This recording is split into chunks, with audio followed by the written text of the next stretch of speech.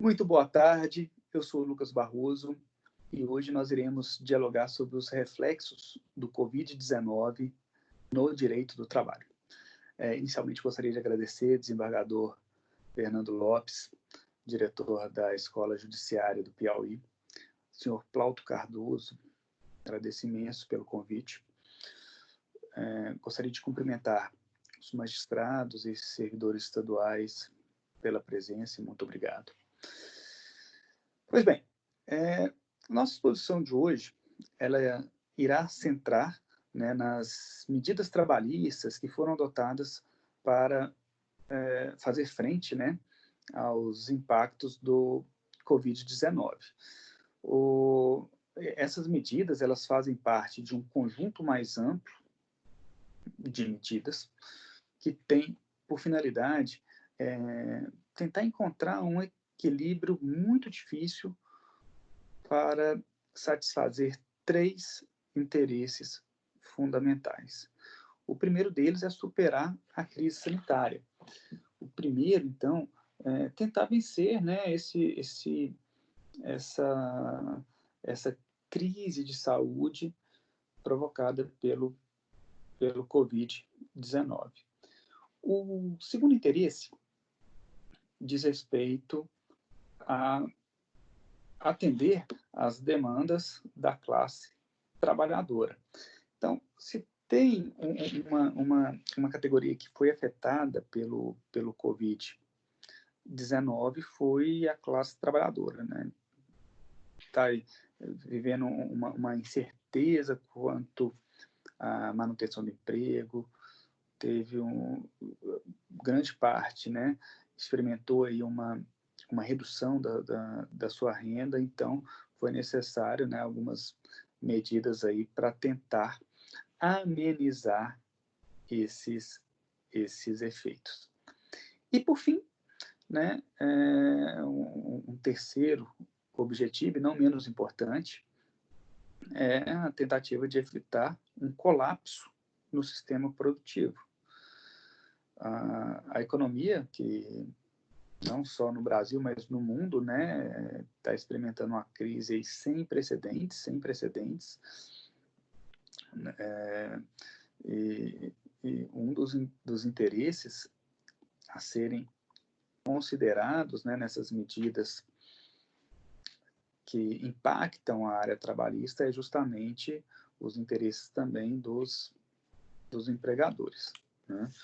E todas as medidas adotadas, elas possuem algumas características que lhes são comuns, né? A primeira característica delas é a temporariedade. São medidas temporais, elas são medidas que elas não permanecerão, né, ad eterno. Na verdade, elas irão vigorar tão somente, né, até somente durante o período da pandemia, né? Uma vez cessada a pandemia, cessada essa emergência sanitária, essas medidas também terão o seu fim. A segunda característica é a necessidade de sacrifício mútuo.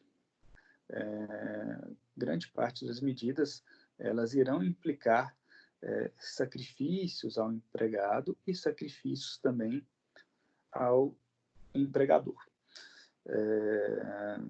Algumas tantas irão acarretar, inclusive, sacrifícios também a um terceiro.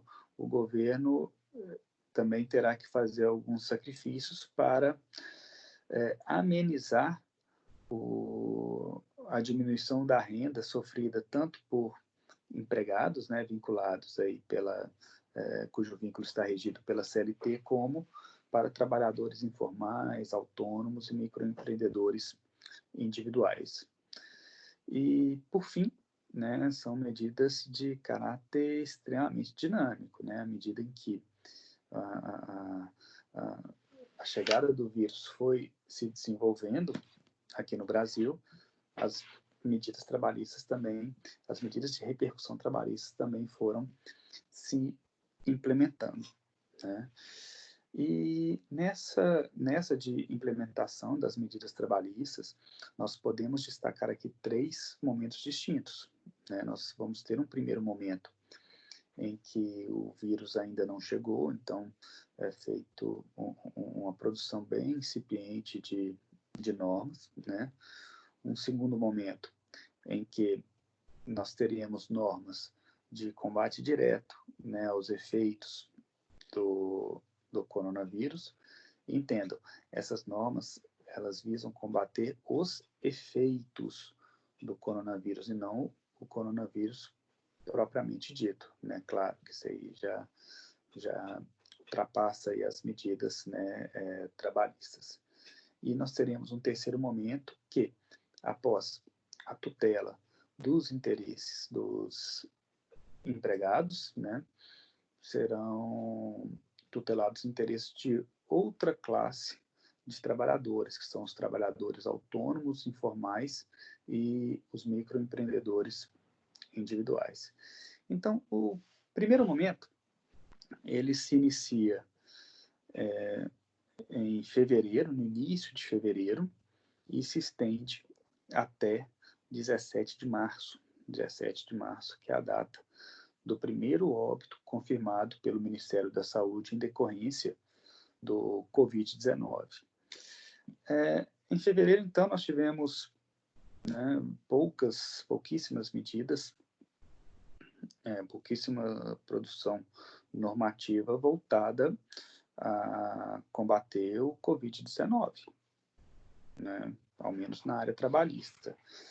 Nós tivemos uma lei em 6 de fevereiro, a Lei 13.979, cujo objetivo é a proteção da coletividade, que trouxe uma contribuição importante, que foi considerar como justificadas, né, as ausências dos trabalhadores em isolamento social.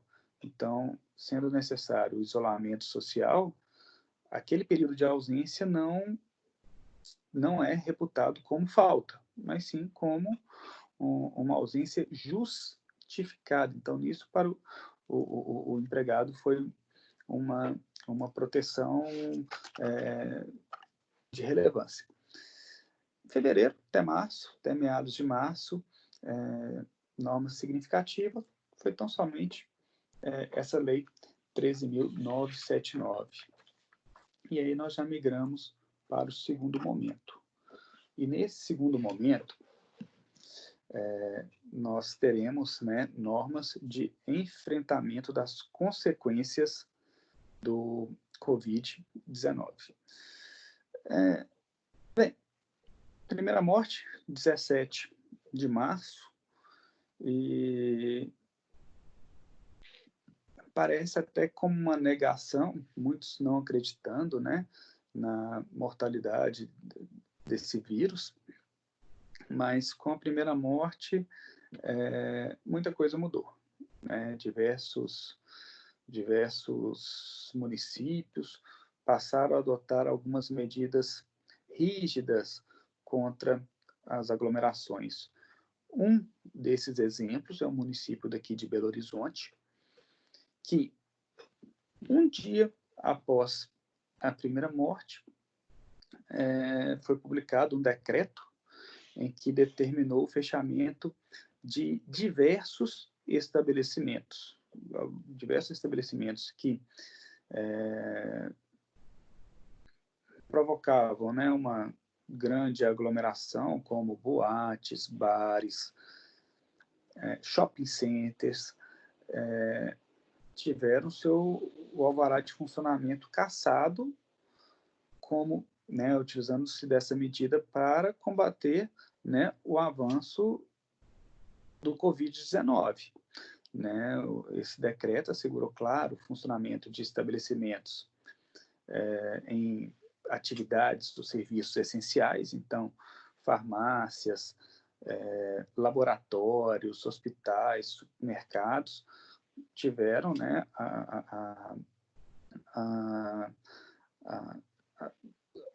o funcionamento, né, mantido, mas outras tantas atividades foram obrigadas a encerrar temporariamente suas atividades. E nesse contexto, surgiu uma demanda de muitos setores, né, da sociedade, de muitas empresas, muitos segmentos, que foi o que fazer com a sociedade empresarial e o que fazer com os empregados, né?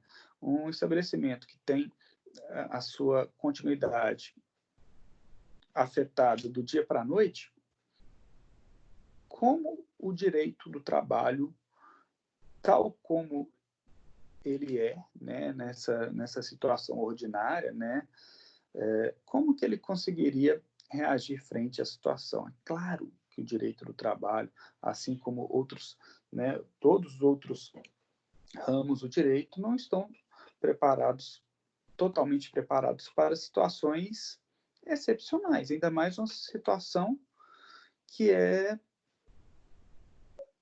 a excepcionalidade das situações excepcionais, como essa que nós vivenciamos, uma situação totalmente singular, né, sem precedentes, né? Então, claro, o direito do trabalho ele não foi capaz de conceder algumas respostas imediatas, como, por exemplo, o que fazer com o empregado, né? As soluções, né, que foram refletidas à época. Vamos conceder férias individuais, mas férias individuais, elas dependem de um prazo, né, de 30 dias, tem que ser concedidas com antecedência de 30 dias. Também tem uma necessidade, uma exigência de comunicação prévia de 15 dias aos sindicatos, ao Ministério da Economia. Então, diversas medidas que poderiam ser tentadas tinham algumas peculiaridades que tornaria inviável a sua aplicação nesse momento de suspensão das atividades empresariais, né? Outras soluções, o home office. Sim, home office é uma solução, né, que já era previsto, né, no nosso ordenamento jurídico, mas até pouca regularidade, digamos,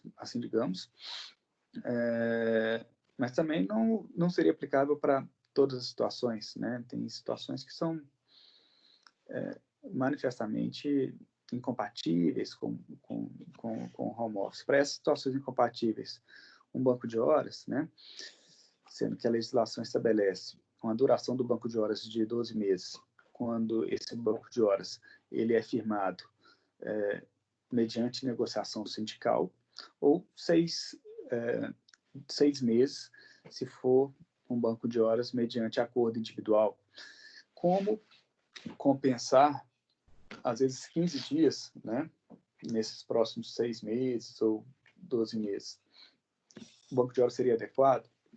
Então, frente a essa nova demanda, frente a essa nova necessidade, nós tivemos sobreveio a MP 927, que trouxe